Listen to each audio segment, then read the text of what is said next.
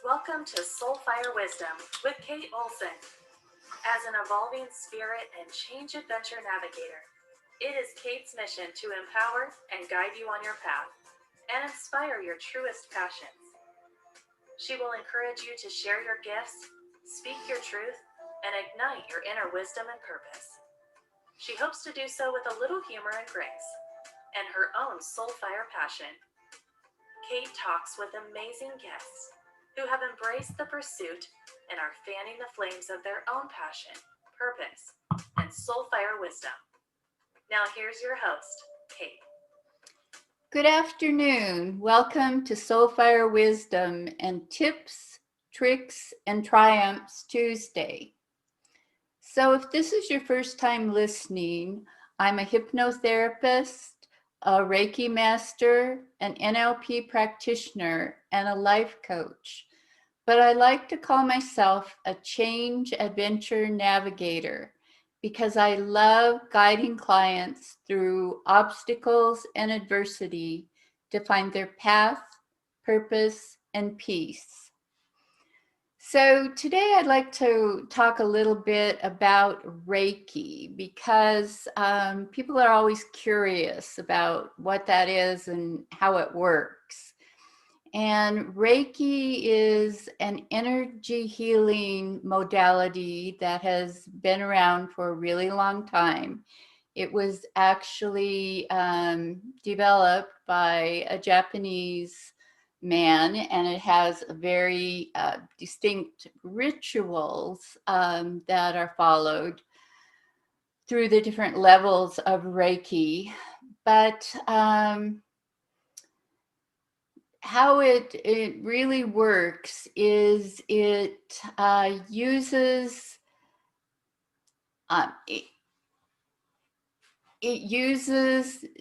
the energy that we all have to self-heal us. The person that is actually performing the Reiki, the energy is just flowing through them and the rituals. They are not actually doing, anything magical to you. And it is not a religious practice. I want to say that because some people get the idea that it is either religious or magical in some way, and it feels and seems magical. So depending on how you define magic, it depends on whether you consider it magical. But the Reiki practitioner, they place their hands either above your body or on your body, depending on their own particular type of practice, and go through the ritual chants and movements of Reiki in all the different positions on your body. And as a Reiki practitioner, they can often feel where there's pain or tension in your body.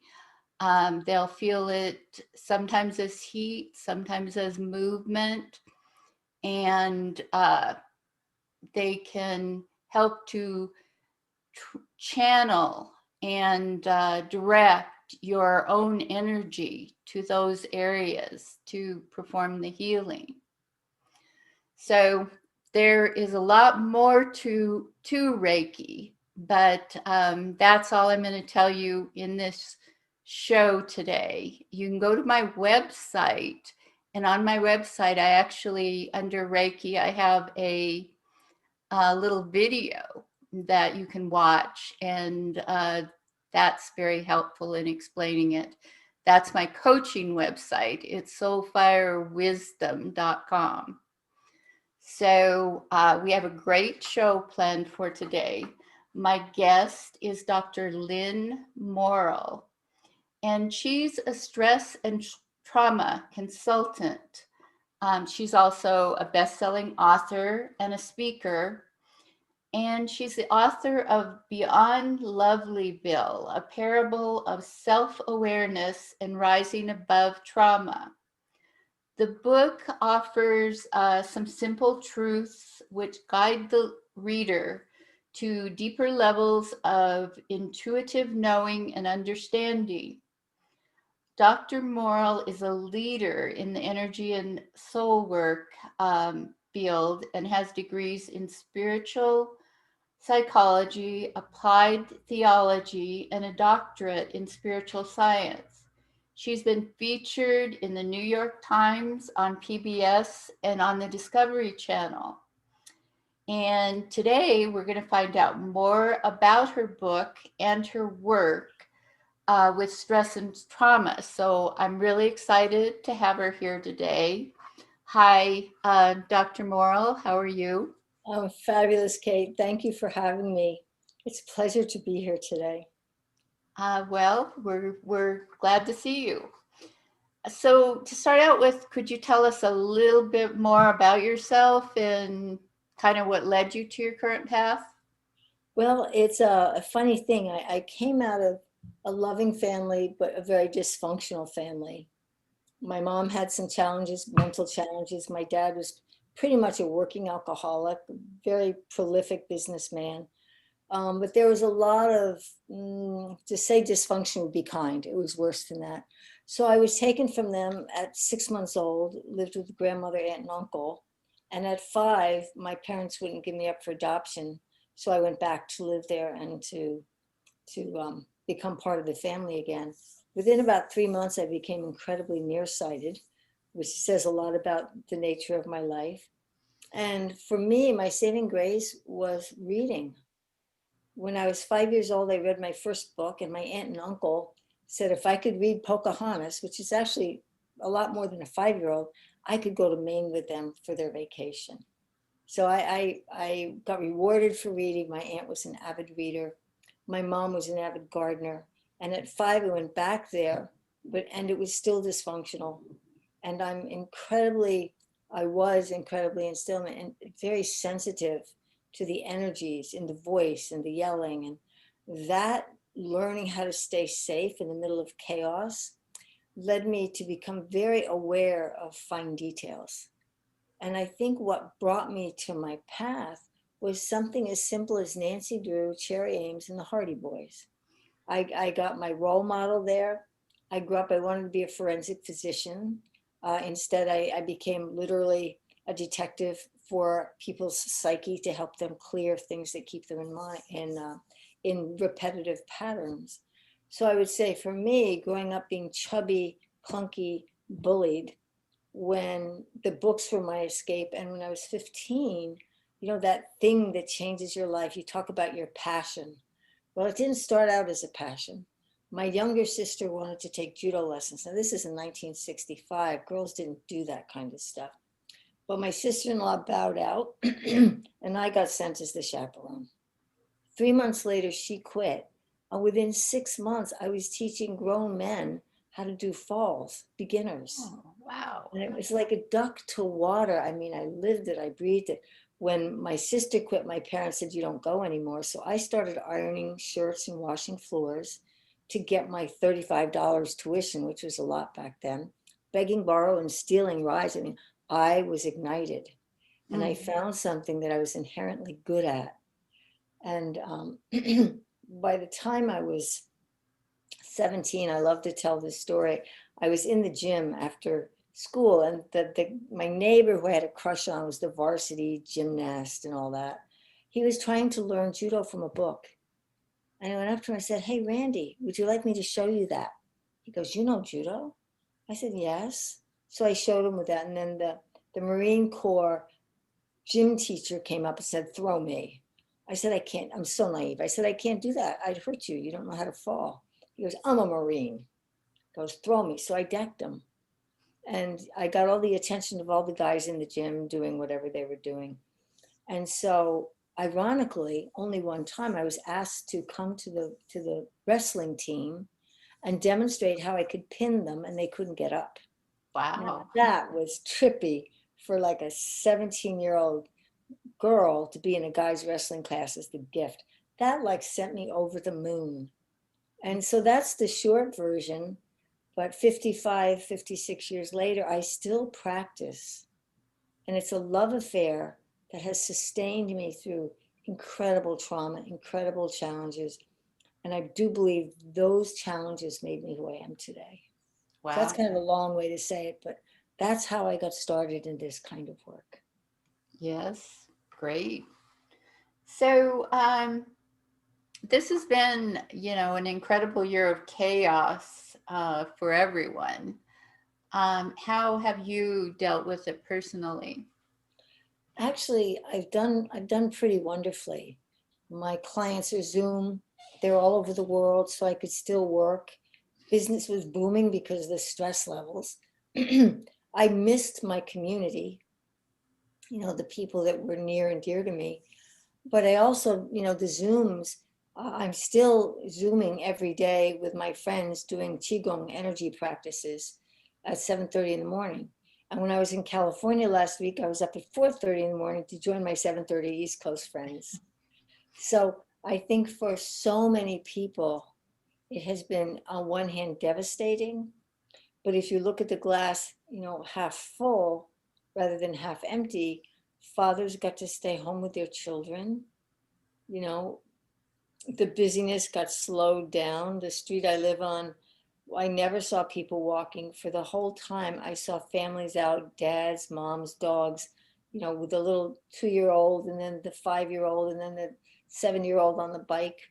So for them, it was wonderful. For those that have lost loved ones, having lost 2 husbands through various accidents, I can totally, in my heart, feel for them. Those that have had homes burned down, it's devastating. Your world is shaken. In this case, the house of our everyday life, the comings and goings, the rooms we go to, the stores we shop at, the people we visit, that's been incredibly disruptive to the health, probably even more than the challenge with the virus, because many, many elders died alone. And that in itself is an incredible ripple effect through the family. So what we're facing is a time of rebuilding. And that's part of where you come in and I come in.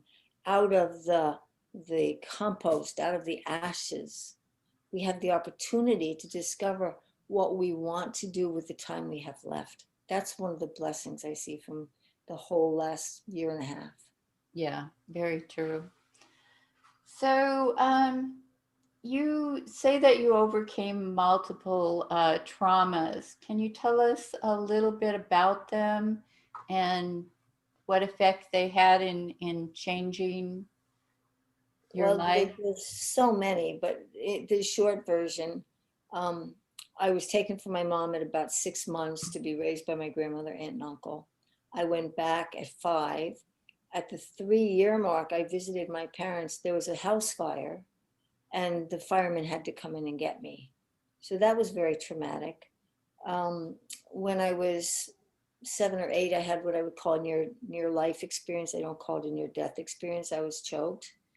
And I don't know that I was dead, but I was clearly out of my body watching this person shake me like a rag doll. At 17, I had somebody attempt to molest me. It happened to be my judo teacher. He pinned me up against a wall. The phone rang. I got the heck out of there really quick. I never went back there. I went to another school. I ran away at 17 to put myself through college because of the violence in the family. Married at, I think I was 21. I was married till I was 34, but I rented a room in my fiance's parents' house. I actually rented the chauffeur's cottage, and then I was in the servants' quarters for a while. They had a rather big house. I married, I had a child at 32. My husband became bipolar, very similar to my mom. It was triggered by the pregnancy and his affair with one of the karate students. So I could go on and on and on. I think the biggest thing for me is that at first I was incredibly bitter, victim, people pleasing. Because if I could anticipate what they needed, I could calm my mom before she went off. So that played a big part in my psyche, and also victim, because in a sense, when you're little, you are victimized by your parents. And then at 34, I could no longer do what I was doing with my ex-husband becoming more and more violent. So there was an incident where my daughter watched when he actually hurt me. And I went in the bedroom, and I've been journaling for over 40 years. I said, my marriage died today because I couldn't stay in that kind of abusive situation. My daughter watched him strangle me. That was not happy. So one thing led to another. And when she was roughly 12, he grabbed her out of my arms at school. And at that time, he'd made a fair amount of money. And every time we'd come to court, we had joint custody. He would do a stall, hire a new lawyer, hire a new lawyer, hire a new lawyer. At that point, I had moved to California to finish grad school. And I could go on and on. Yeah. But at one point, I actually said to God, whatever you want to call the it that breathes us, I said, I'm here to be of service. You can have anything that keeps me from doing that. Bad prayer. Do not recommend it. Ask for everything that is to come to you, not to take away. So in a 13-month period, I lost my house, burned down. My daughter decided she needed to live with her dad to end the school year. My house burned down. My mom died 4 months after my daughter left. Then my house burned down 6 weeks later. I could go on and on and on. Husband died in a plane crash. My second husband, he's the one that died in the plane crash. My third one died of a hospital error. So I've had so much trauma that I've had the opportunity to be at the bottom and get comfortable with the fact that this wasn't happening to me. This sounds crazy. It was happening for me. And I didn't have that consciousness right away. But the serendipities come calling when you're ready and your angels are trying to get your attention. Mm-hmm. So I went to Santa Barbara, and I met somebody who said, if you could do anything in your life, what would you do? I had been a petrochemical buyer, and I was a specification writer buyer at Giant Stadium. Back it was called Giant Stadium. And so I went to visit an old karate classmate, and this book literally fell off the shelf and hit me, and it was shrink wrapped. So I had to buy it to see what it was, and it was about codependency. So that was the beginning of my journey. I took it and read it at one of my students. She lived in a trailer going to grad school out there. And I sobbed my way through the book. And then after that was done, I met a friend of a friend who was the cover designer for Narada Records at the time. And we met in Santa Barbara the last day I was there. And she said to me over lunch, if you could do anything, what would it be? And I went, duh. I don't know. I'm a buyer, Giant Stadium. I teach karate. And so she pinned me down. That's a good friend, even though I didn't know her, but a couple of hours. So she wrote down some things in the back of the Chinese placemat and folded it up, gave it to me, and said, think about this. So I just sloughed it off because I was going through the tunnel of life. Do the next thing. Do what's right. And on the airplane, I'm reading an article about education in the middle seat when they were a little bit bigger. And I started laughing at the absurdity of what school teachers were going through. And this was in 1984. And the woman next to me said, what's so funny? I said, oh my God, my heart goes out to teachers and educators with the hoops they have to jump to. She started laughing. She goes, I'm an educator. So we built this kind of an energy bridge between the two of us, laughing about the state of things. And she goes, what do you do? This is what I was asked at lunch. What would you call yourself? And I said exactly the same thing. I'm a stress management consultant, and I help people find the stillness in the busyness of their life. And then she goes, how much do you charge? I went, duh. At the time, I was nationally ranked karate champion. So in the 80s, I was getting $100 an hour, which was pretty good. So I said that plus expenses. I didn't know any better. So she was hiring for the Penfield School District in New York State, in I think it was Rochester. And they flew me up there. She goes, can you come on such and such a date? I'm thinking, yeah, I can get a day off work. What do you charge? Okay, now what do I charge my karate private students? Okay, then I said plus expenses. And then she said something else. Do you have a business card? No, not with me. And so we shook hands. And I had plenty of days that I could take off work, and I flew to Rochester. I put all the notes aside. I didn't know I didn't know anything except this thing about stress management came out of my mouth. I must have bought 10 or 15 books. I had legal pads filled with outlines and what I'm going to say. Oh my gosh, I was totally panic stricken because I was doing something new. I didn't know what I was doing, but I understood stress. And so when I got there, I threw all my notes out and I spoke from the heart. And that was the beginning of my business in 1984. And here Wow. I am in 2021. It's morphed. I've grown. So now it's more dealing with thought leaders who want to do good in the world. And a thought leader could be the janitor who's there to help the kids, someone who cares. And so I work with these incredible human beings as they clean up the issues that they didn't know were issues that are stored in your tissues, like people with bad backs and all that. It's mostly unresolved emotions or feelings or beliefs that are stuck. So I started doing that work, and I've been word of mouth since. Mm. I took Wow. one head out, for Tai Chi A student, lot of serendipity my involved. friend. And I would say, Kate, it's your friend too, and everybody on this call. Serendipity points us in a direction of our dreams, but we're not smart enough sometimes to recognize it. Yes. So,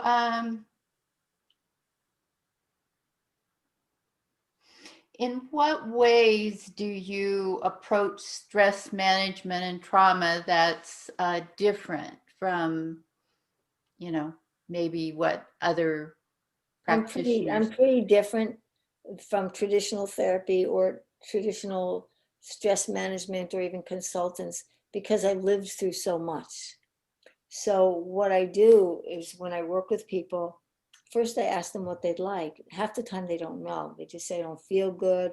I've divorced my fourth husband, whatever that might be.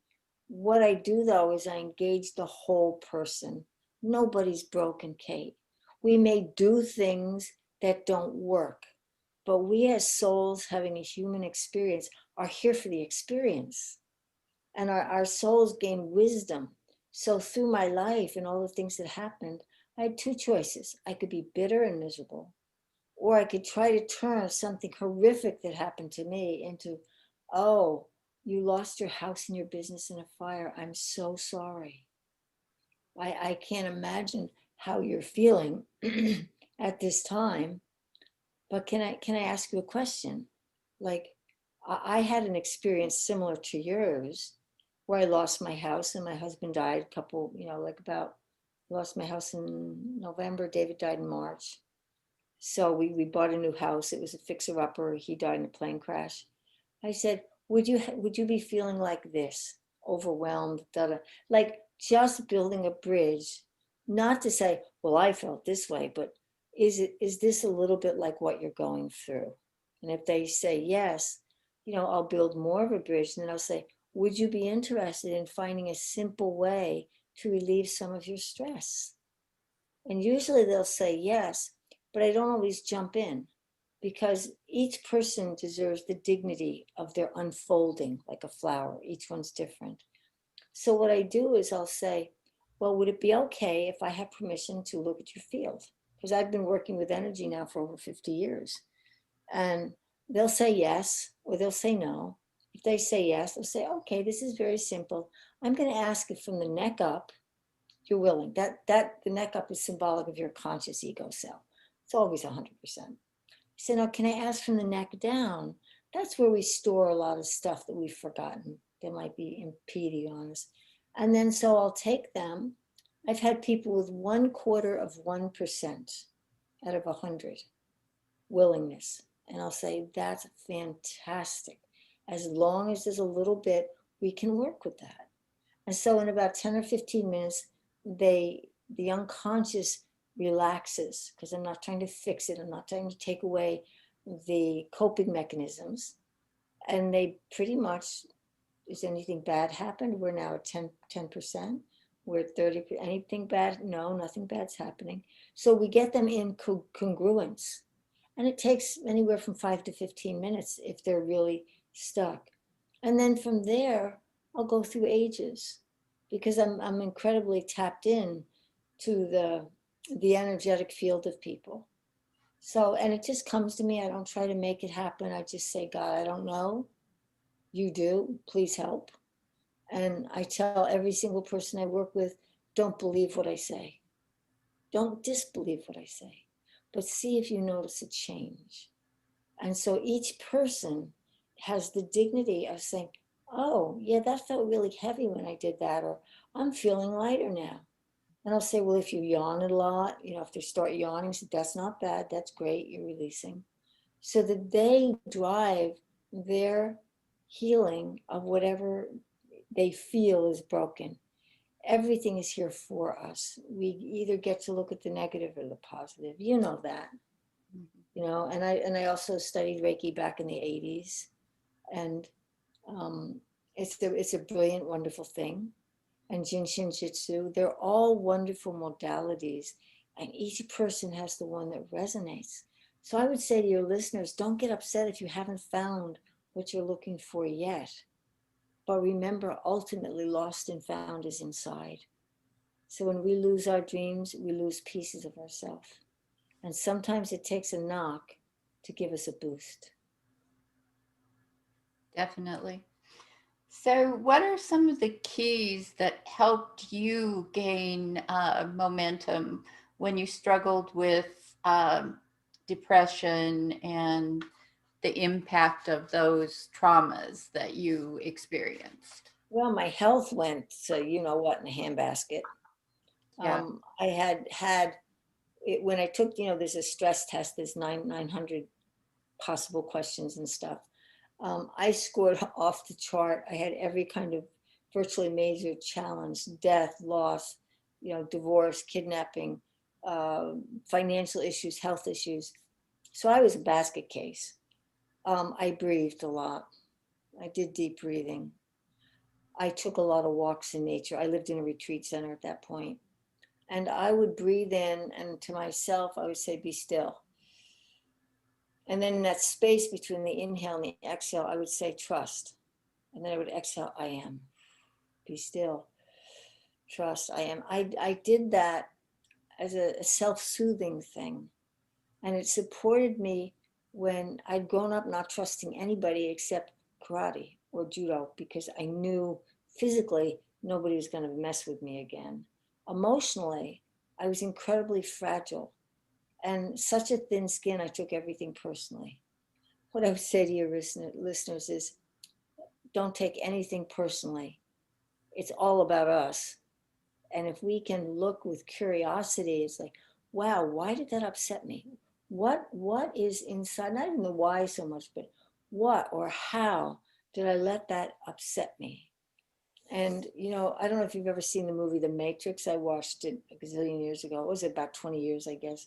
We have a choice. We get to take the red pill or the blue pill. One pill, you wake up and you get curious. Why does this always happen to me? There's something here. I must be attracting this. Not as a bad thing, but also when you point the finger at somebody, these three point back at us. Well, they made me feel. Well, nobody can make you feel anything, but these three fingers are resonating with what they said. Or if we get mad at somebody, it's like, take a look in the mirror. What you don't like about them is may not be visible here, but you wouldn't have a charge if that didn't resonate with some part of you that's maybe ashamed or guilty, or hates themselves, and they use everything to beat themselves up. I did not like myself at all. It took me decades to even begin to think kind to myself. What does that mean? Does that mean I eat 3 chocolate bars and I don't get mad or sick? No, it doesn't. There was a time when it was a 3 chocolate chip cookie day and coffee, because I was numbing what I didn't have the tools to use. And the things I share are all tools that I've used successfully. And one tool might work for somebody and the other one, and it doesn't. And then the other person goes, wow, I have a process called free form writing, where you light a candle, you write at the top of your page for the highest good of all concerned.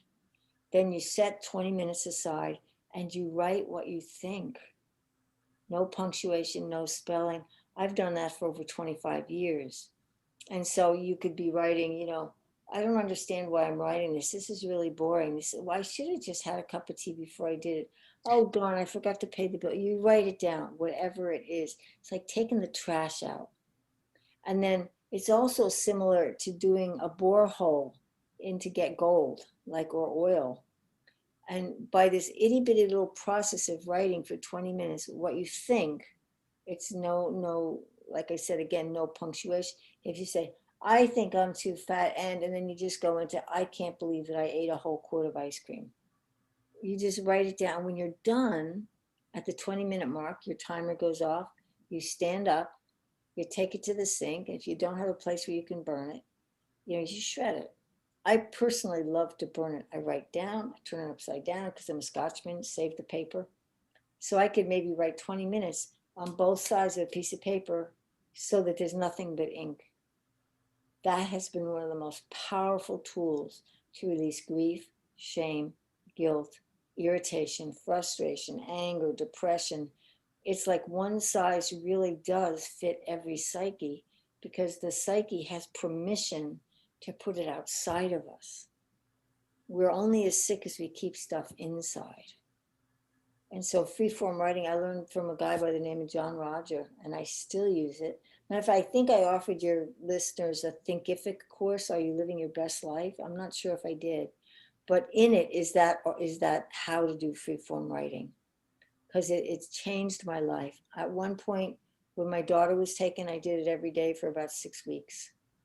And I cried. Sometimes you'll get to minute 18 and you'll start crying. Sometimes nothing happens. Sometimes you get so angry, you may rip the page. It doesn't matter. You're taking whatever it is that you've ingested, emotional, mental, psychic, whatever, and putting it out and looking at, well, this is just barf. Let's just get rid of this. And if you do it enough, you start to self-clean your own unconscious and subconscious things and beliefs. And it's a magical, exquisite process of learning to love yourself through the writing. Yes. So, what would you recommend to listeners who are facing experiences that you have, faced, divorce, loss of a spouse, or other experiences, loss of a child, midlife crisis, just those traumas that happen? Yeah. Well, I think it's part of the human experience. We can navigate the change if we're willing to know we don't have to know. I have a friend that says, IDKFS, I don't know for sure. But none of us know for sure if we're going to wake up tomorrow. So I would say, when you're in the middle of it, know that it's the human condition. Also know that it's easier to feel victimized, angry, upset, it's not fair, than it is to say, okay, I'm feeling all these human emotions and I know that they're real. Am I going to wallow in them? Or am I going to get out and walk? Be still, trust I am. Be still, trust. I mean, it was my mantra. Then I added one, again from my teacher. God bless you, I love you, peace be still. The most powerful 9 words. Because if we say God bless you to somebody, even if they reject it, if the sword is turned on you, it's not going to hurt. I love you, same thing. If you love someone, you don't try to control them. You may not let them inflict on you, but you don't have to judge their expression at that time. And be still is for those that are Christians, when Christ stilled the waters and invited Peter to walk, what that was symbolic of is calming the ego. Christ was calm. The waters of life were calm. Peter was walking all was hunky-dory, and then the thought came, I can't do this. See, that's the voice of the little negative persuasion, and it's always there like a barking dog. And for any of your listeners, this has certainly been with me. We should go do that today. We should go take a swim. Who's we? We should go take a swim. We is the barking dog. The little James, my second husband, wrote a play called The Cage. And the angel sat on one time and the side and the devil sat on the other. And it was very symbolic of his life because he had 14 surgeries by the time he was 21. So he knew suffering and pain. He also was a fabulous chaplain because he knew suffering and pain. Just the same way that I can be with someone in massive trauma and hold. I don't need to fix them. They know how to fix themselves, but I give them the tools. So for your listeners, just explore with this if they're having a really bad day, and say they were cut off or had a car accident, or somebody spoke meanly to them, or for example, I did this one on a live broadcast last month. She had suffered from trauma for I think 30 or 40 years, had been to every therapist in the world. And I said to her, would you like to clear it now? And she went, now? On the air? I said, sure. She goes, really? Because we're taught to think it has to take a long time. The good news was she had done a lot of work on herself. So I'll put that caveat. And because she had, I just had her say, I released trauma number 1. I released trauma number 2. I released trauma number 3, 4, 5. By the time she got to 12 or 13, one of those numbers, she got 12. That was a hot spot. We don't need to know, the unconscious knows. So by counting it, you give yourself the dignity of yawning, feeling nauseous, feeling it go heavy, then feeling it light. And you're controlling that in the sense of you're being curious and fascinated. Will I feel better if I count to 100?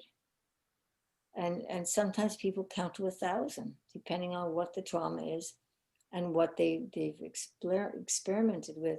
But it can be that simple because we are creators and we are really good at creating dark nights of the soul because that's the way it's installed. We pick up our parents' issues when we're in utero. We have the RNA and the DNA, which definitely impacts trauma and how it's perceived. There's so much we don't know, but everybody on this call has inside of them a knower, the one that can lead them, if not to me, to you, to the one that serendipity brings them. And each of us has a genius mind. I call it the Christ mind, the Buddha mind. It doesn't matter, whatever it is. But the mind that's bigger than us, not our brain, not our thinking, not our scheduling, not the one that judges, but this bigger thing that can bring you exactly what your heart wants. We just have to take the first step. Definitely. So, what are the emotional strengths that supported your healing and helped you to move forward when you were going through all of those different circumstances in your life? That's a really good question. They changed as I grew, but I would have to say, having been strangled and being out of my body as a little girl, and having, I don't know how else to describe it, but an experience where I did see light. I didn't know about that. I was 8, and until I was probably in my 20s, I would squish my light trying to make it, my eyes trying to make the light come back. And it was the experience of being, I don't perceive a tunnel, I just perceive being held by someone that in my 8-year-old self would identify as Christ. And being told that I would forget everything that I was being told, but that I would remember it someday. And so that's actually what happened. In the interim, I had martial arts. If somebody has a hobby, I have crocheted and knit my way through so many things that have been surfacing. But the one constant is if I can move my body. Depression, apathy, grief, guilt, shame, they rob us of our volition. We don't want to get up. And the very antidote is to get moving, even if you do the dishes, even if you sweep the rug or push the vacuum. those little steps create huge ripples, because the negativity gets us when we sit still. If we sit still when we're older, we'll die. You have to move. Life is motion.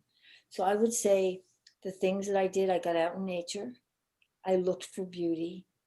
I smelled the flowers. To this day, if I'm walking down the street and there's roses, I'll sniff them. When I lived in California, I knew every fragrant rose in probably a 6-block radius, because I stopped to smell them all. And then over the years, I know which ones smelled at what time of the year. It's crazy, but it made me happy. And smell can actually shift your brain state. Joy. If your listeners are really feeling terrible, this is so opposite what the world would say. If things were really rough, I would go happy, happy, joy, joy, joy, joy, joy, joy, joy, joy, joy, joy, joy, joy, joy, joy, joy, joy, joy, joy, joy, happy, happy, joy, joy, joy, joy, joy, joy, joy. You can't be miserable. You have to smile when you say happy, happy, joy, joy. So I use that one a lot, and I teach it to kids that have had difficult challenges. And I'll say, can we do the happy dance? Happy, happy, joy, joy, happy, happy, joy, joy, happy, happy, joy, joy. And so simple things, not necessarily drugs. I'm sure there's a time and a place for them. But what I have learned is that the best drug is love. I don't have to like my actions. I don't have to like the people around me, but can I love and accept them? I don't have to associate with everybody that is narcissistic or selfish, but I can learn how to associate with myself. And so my effort goes into loving this one that makes mistakes, this one that gets depressed, this one that wishes she could just get off the planet. I've been there. And yet, every time, I think for our listeners, you get up one more time than you fall. And every time you get up, you're a little more resilient and a little stronger. And you take one little action. There were days when I could barely get out of bed. I didn't know I had what's so-called Lyme disease, but I couldn't walk. I was sore. It was the mess. And it was pretty much trauma invest from all the, those every 6 weeks major things happening. But still, I managed to get out of bed. I managed to go outside with my dog. In the summer, I'd managed to put a blanket under the tree, and my dog and my cat and I would take a nap. And then I'd get up and I'd shake things off and I'd do the next thing. I had goals up the yin yang because I couldn't remember anything. So grief cleans us out for some new delight. That's the best way I could describe it. When I lost my home, I had just bought a retreat from an old farmhouse. I dropped 60,000 into it. And before I got the bills, it burned to the ground. It's like, whoa, the only thing left was my wood burning glass covered door stove. And I had to pay an extra 500 for them to burn the rest of the house down, because the fire inspector insisted that they fight the fire. Even though guys were getting smoke inhalation, I said, why don't you just let it burn? I don't want anybody to get hurt. See that guy? He's the fire inspector. If we don't do what we have to do, we'll get in trouble. And so, I didn't know what else to do at that point. So I took a drive to the local restaurant and I bought hot chocolate for all of them. The water froze when it hit the driveway. That's how cold it was. And it was leap year. And so I brought them back hot chocolate, and I called 2 friends. One was a prayer partner.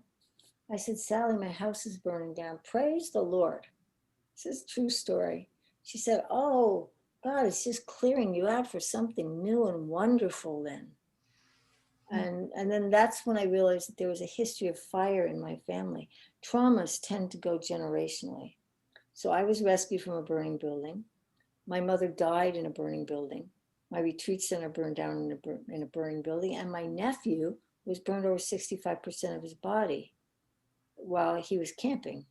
The building caught fire, blah, blah, blah. I didn't know that because I ran away. But I found it and I was able to clear it. With enough love, you can pretty much handle anything. And then I called the Native American elder that I was studying with, and I said, Grandmother Twyla, my house is burning down. She goes, oh, the Creator's blessing you with a new beginning. Variation on what the first one said. And it was a new beginning. And David was good. The house burned down in March. David was gone like in March of the next year, something like that. No, the house burned down in February. And the next March, he died. So he was alive long enough for us to buy the house, for me to set up my retreat center again, because it was a retreat center in both places. And his loss really hurt, because we laugh and on an application, who do you work for? God. You know, take that to the bank. How far is it going to get you? But it got me a long way, because I think all of us work for something, whatever the name is. The name is so limiting, but whatever breathes us, if we can find ways to grow. I found ways to grow when I could barely get out of bed. I found ways to grow when I was feeling like a victim. I would take balloons and blow them up and pop them. Fear is a trick, you know, and I would take pieces of paper and I would rip them in a million pieces. Or back in the day, my style was a little primitive. It worked really well. I used wiffle ball bats on a split railing fence to release anger. There's simpler ways to do that, but that's the way I knew for me back then. Very cathartic for my clients. And then when you're done, you smooth the energy system out. So you don't just create more anger, you create space for more loving. So those are some of the things. Now, it wasn't overnight for sure. You know, it's like decades of commitment to how can I be more clear? How can I know that everything is a mirror, that we're all one, and whatever I see in somebody else, I can apply with compassion, or I can turn away in disgust because I'm disgusted at that in me. So I think those are some of the things that I've learned. And I invite your listeners to take one little thing and try it. Or maybe take another thing. And if it doesn't work, do something else. Do it your way. Because that's ultimately the only way that works. So what motivated you to write your book, Beyond Lovelyville? Well, it's number 5 or 6. I've had 3 bestsellers. This particular book, I started in 2007. I was at the dinner table with my husband. I said, honey, I wonder what a puddle of leaves is. He goes, I have no clue. Why don't you go sit down and see what it is? So I wrote things like puddle of leaves, vile ducks, bile ducks, all these little random thoughts. And then I just sat down and started writing. And so it starts out a little bit slow because everybody's okay. And then something happens to the protagonist to send them on their adventure. It's rather autobiographical. A lot of those creatures and how they responded were how I gained awareness and how I rose above my trauma. And it took me 13 years. James, that passed away, my chaplain husband, was an editor before he was a chaplain. So he read my book and he said, oh, honey, this is amazing. And he actually gave me a quote. This is the best of Chronicles of Narnia, Lord of the Rings, and Charlotte's Web. And he was a pickler for reading. And in 2014, I wrote a goal that I would go on retreat, because by then I was in California, and I would finish the book. But I didn't know what retreat. And on my birthday, a client that I had done a kindness for, she wasn't technically a client, she was the girlfriend of a client who broke her neck. And they flew me out to work with her. And I said, what's your goal? She goes, I want a bicycle in England in 9 months, because I already paid for the trip. Very pragmatic lady. She was 65 at the time. And sure enough, she did bike through the UK. The steep hills, she'd get in the van, but she did an entire bike trip. And she wrecked her kneecap and she broke her neck. Amazing, indomitable spirit.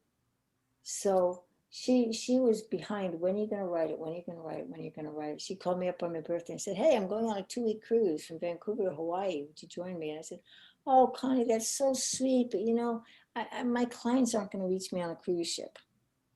So I said no. And then I thought, duh, you just wrote a goal to be on retreat, to finish your book. I should add a V8. So I called her back and I said, is it okay if I write? She goes, honey, you can have a party. I am so hard of hearing. When I take my hearing aids, you can do anything you want. Dance on the beds. So I did. I finished it in 2 weeks. I went through about 4 or 5 editors. It needed to sit because I needed to mature to finish the book. And the book ironically stopped just when my life got very, very dark and it seemed like there was no way out. So all of us need to live through whatever we live through. And if we know this too shall pass, it's amazing. So when I finished the book, I have a friend who's a Nobel Peace Prize nominee, and she read it and she said, "This is beyond lovely." She goes, "May I edit it for you?" She said, "I've never edited anybody's book in my entire life. I'm moved to edit your book." And in spite of it, there were a few boo-boos because some of the programs crashed, but they're baby things and life is imperfect. So that book, and then the book that's coming out sometime this fall, is called The Grace of Love. And it's true love letters between James and I during our marriage. And so they're by year, but also by chapter. So it's an incredible chronicling of a good relationship, the good times, the up times, the down times, the adventures, the griefs, the sorrows, the joys. And it's, I think it's going to do quite well. You know, when James died, Tim Johnson, I was some TV host, wanted me to write a book about it, but I was too broken up.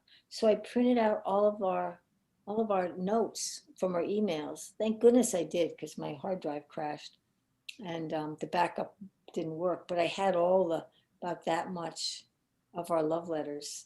And so they're being organized now, and I'm hoping it will come out this fall.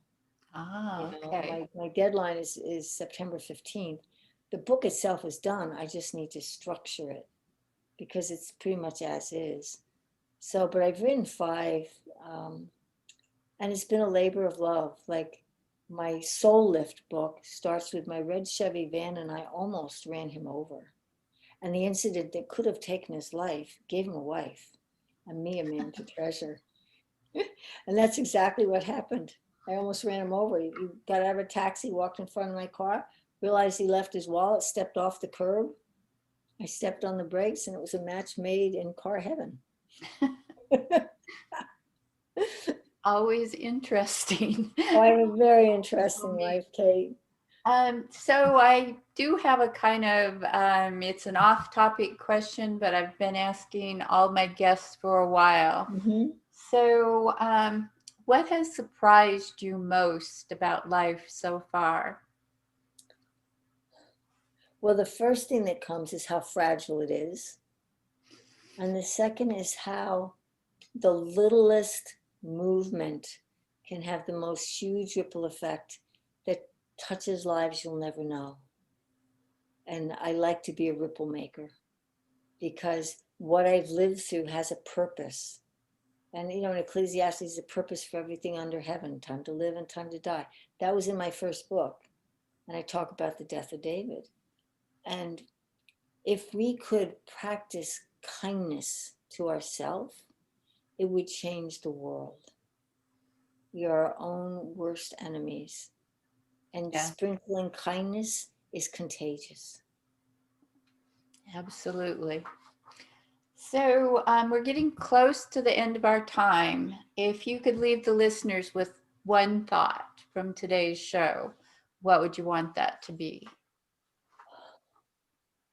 I would tell them to trust themselves, to take one little thing, no matter what, whether it's from us or someone else, the thing that strikes a chord, something that will allow you to take a step, little bit by little bit by little bit, because that momentum is like riding a bike. The first time around is hard. And then the second time is still hard, but a little easier. And the more you practice appreciating yourself for the breath, the gift of breath, we don't know when our last breath is. You know, I could be gone by tonight. So the thing that gives us the gift is our breath. And from that breath, we have infinite power to change our mind. You know, and so think kind words, speak kind words. If you can't speak a kind word, excuse yourself. It's easy to be angry. It's easy to judge people. That's the negative polarity. That's our operating system. It's not so easy to choose love in the face of challenge. And if I can lead your listeners with one tiny little story about how this works in serendipity. I had finished my doctoral paper. I took the walk to Trader Joe's. On the way home, these people walking down the street as I crossed the street gave me goosebumps. I stepped off the grass because when my hair goes on end, I know there's something not very nice happening. The person, one was a woman, she said hello, and I reflexively looked up and said hello.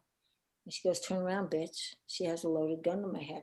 How do I know? Because I was still enough to say, is it real? Is it loaded? Do I mess? And as a martial artist, I have taken guns away from people. So in the end, they ran away. They had my wedding pictures in my purse. My camera was in my pocket. I threw my bag of bananas at them, and then I stopped. I'd been to Trader Joe's after the bank. And I said, give me something. And I shouted out, God bless you both. I know you need help. About 3 to 4 hours later, a 6 area had been blocked off. Cops, canines, helicopters, every detective, where's the victim? I'm the only one in street clothes. I'm not a victim, I say to myself. In the end, there were 4 people, 2 loaded guns. When they asked me to ID the 2 people that I saw, I walked away from the car and I said, I can't positively ID them. Why? Well, the person that had a gun to my head was wearing a blue sweatsuit, but she was clean and she was taller than this. The guy laughs. He goes, they're always taller with a gun at your head. And he said, you don't need to ID them. I said, how come? Lady, did you really say God bless you? I said, yes, I did. He said, they confessed. They could not get God bless you out of their head. So that's the power of kindness. And kindness can stop wars. Kindness can bring countries together. So that's what I would leave with your listeners. I have a Facebook page called Positive Joy with Dr. Lin. It's because there's so much negative stuff on Facebook. I just put up positive quotes. That's my contribution because I want to be on the side of peace and kindness. Well, And I think your listeners do too. So I'll leave it at that because I yes. can talk forever. Well, as I've said before, that's a little bit of soulfire wisdom that she just shared. So again, if the listeners want to connect with you or find out more or get your book, how would they do that? Well, the book is on Amazon. Both Soul Lifts and Lovelyville are on Amazon. They can get that there. If they're interested in the course, they could email me, or better yet, my virtual assistant, which would be va.drlinmorel.com, or they can just go to my website and send a contact page with a request. I do groups, I've been working for decades with businesses and organizations and people. And what is that website? Oh, it's drlinmorel.com, DRLINMOREL @gmail.com. Hey. Just my name. Thank you so much for being here today. It was lovely having you, and thank you for sharing. And thank you for your Soulfire wisdom. What a joy and what a great title. And I'd like to thank the listeners for being here today and listening. We have another great show planned for next week. Next week, my guest will be Dr. Lise DeGuire, or DeGuire. I'm not quite sure if I pronounced that right. But she is a clinical psychologist, but her story comes from her own life experience. She has written a book called Flashback Girl, and it is about her story of being burned over 65% of her body and, surviving through all of that. And she has a fascinating story and history. So be sure to be here next week to find out more about that. And we have gone a little bit over time. So I'm just going to say bye for now, and join us next week, 3 p.m. Pacific time. Thank you again, Dr. Morel. It's a pleasure. Thank you. Thank you for listening to Soulfire Wisdom with Kate Olson. We hope you enjoyed the show. If we made you laugh, brightened your day, or sparked a new thought, we have succeeded in our mission. Join us next time when we'll share more secrets and truths and all the magic of transformation that is the journey to soulfire wisdom. Always remember, be fierce in the pursuit of what sets your soul on fire.